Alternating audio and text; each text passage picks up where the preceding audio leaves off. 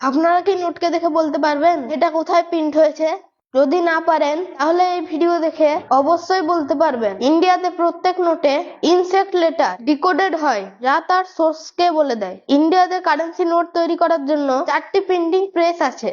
প্রথমে এর লোকেশন দেখি, তারপর এর কোড সম্পর্কে জানবো। প্রথম প্রেস মাইসুর, কর্ণাটকে আছে। দ্বিতীয় প্রেস দেবস, মধ্যপ্রদেশে আছে। তৃতীয় প্রেস নাসির, মহারাষ্ট্রে আছে। আর চতুর্থ প্রেস শালবনী, ওয়েস্ট বেঙ্গলে আছে। প্রত্যেক প্রেসের কিছু কোড হয়, যেমন নোটে যদি অ্যালফাবেট ABCD লেখা থাকে তাহলে সেটি মাইসুরে প্রিন্ট হয়েছে।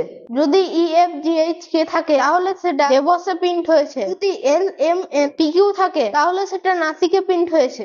আর যদি RSTUV থাকে তাহলে সেটা শালবনীতে প্রিন্ট হয়েছে। আর যদি কখনো অ্যালফাবেট কোডের জায়গায় স্টার চিহ্ন দেখতে পান তাহলে বুঝে যাবেন সেটা একটা স্পয়েলড নোটের রিপ্লেসমেন্ট নোট।